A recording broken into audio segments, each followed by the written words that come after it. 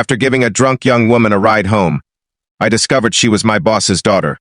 The night I almost drove past her still haunts me. She was sitting on the edge of a rain-soaked sidewalk beneath a flickering streetlight, her head lowered, one shoe missing, and a nearly empty bottle rolling back and forth beside her. Cars sped past without slowing down. Some drivers stared. Others pretended not to notice. I had already worked a 14-hour shift. My body ached, and all I wanted was to get home. But something inside me refused to leave her there. I had no idea that the simple decision to stop my truck that night would completely change my life. Even more unbelievable, before the sun rose the next morning, I would discover that the frightened young woman in my passenger seat was the daughter of the man who had made my life miserable at work for nearly 5 years. Before we continue, if you believe that kindness still matters, that everyone deserves a second chance, and that one small act can change an entire life, please take a moment to like this video. Leave a comment telling us where you're watching from. Share it with someone who believes in compassion. And subscribe to the channel for more emotional stories like this. My name is Michael Carter, and I lived in the quiet suburbs of Columbus, Ohio. I worked as a maintenance supervisor for a large construction company owned by Richard Thompson. Everyone respected him because of his success, but very few people liked working for him. He demanded perfection, rarely smiled, and never seemed interested in the lives of the people who helped build his business. I wasn't one of his favorite employees. In fact, I often felt invisible unless something went wrong. Still, I stayed because I needed the job. My wife had passed away 3 years earlier after a long illness, leaving me to raise my 12-year-old son, Noah, alone. Every paycheck mattered. Every overtime shift helped keep food on the table. That rainy Friday night, I was driving home after repairing equipment at one of our construction sites when I saw the young woman sitting alone. She couldn't have been older than 23. Her blonde hair was soaked from the rain, and her expensive dress was stained with mud. Even through the darkness, I could tell she wasn't simply drunk.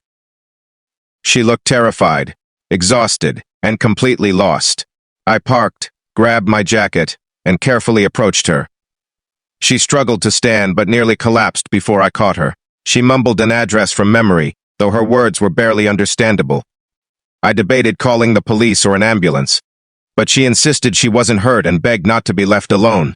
Something about the fear in her eyes reminded me of how helpless my wife had looked during her hardest days.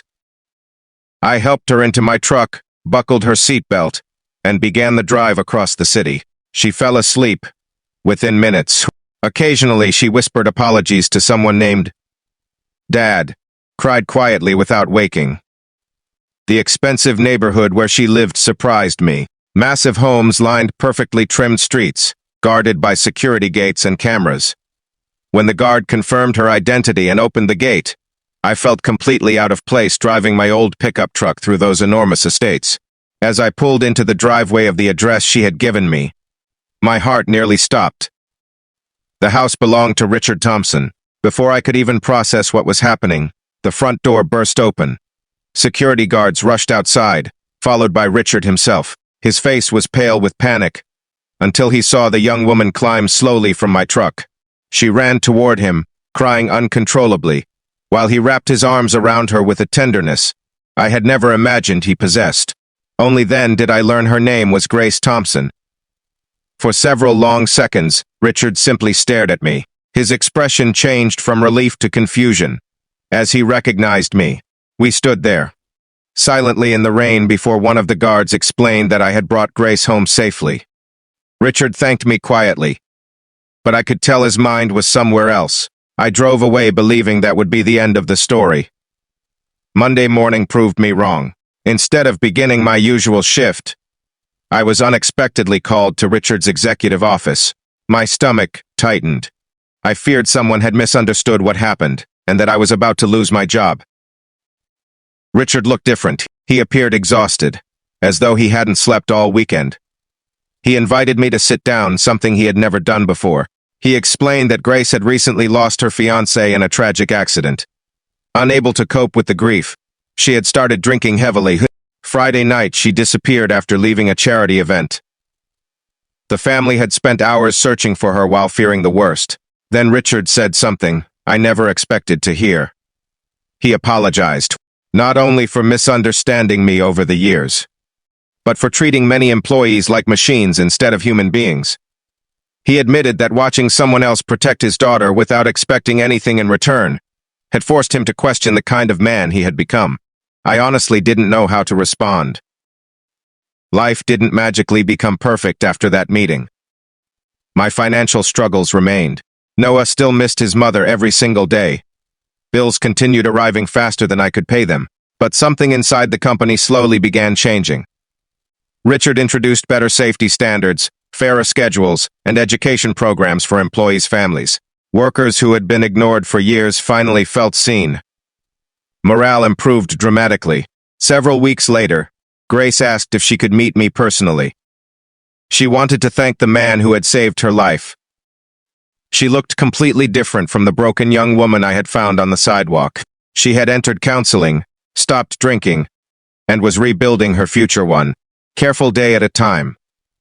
She admitted she barely remembered the drive home, but she remembered one thing clearly. She remembered feeling safe. She told me that if I had driven past like everyone else, she honestly didn't know whether she would still be alive. Her words stayed with me.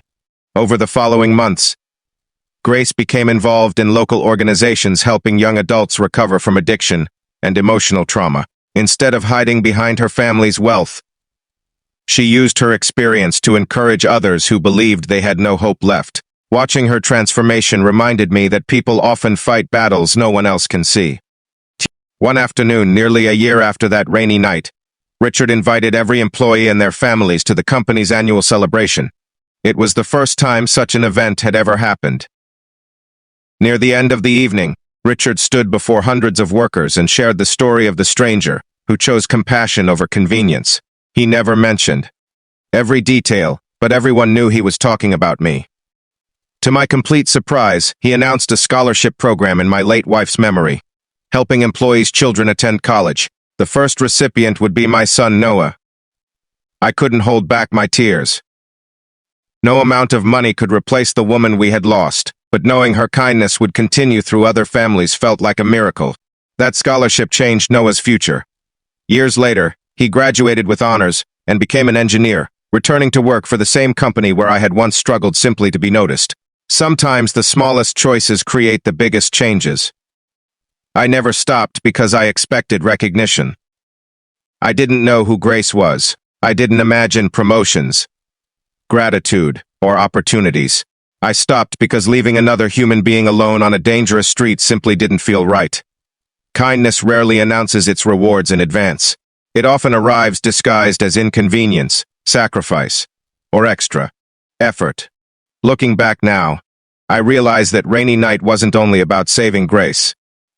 In many ways, she saved me too. She reminded me that bitterness doesn't have to define our lives. Richard learned humility. Grace found hope.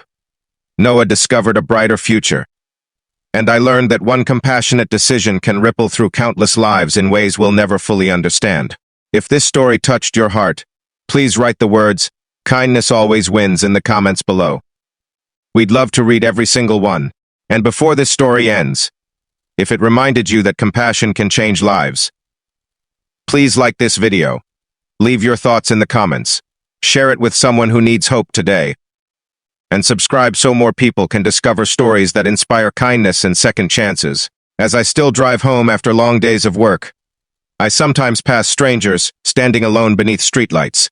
Every time, I remember that rainy evening when I almost kept driving.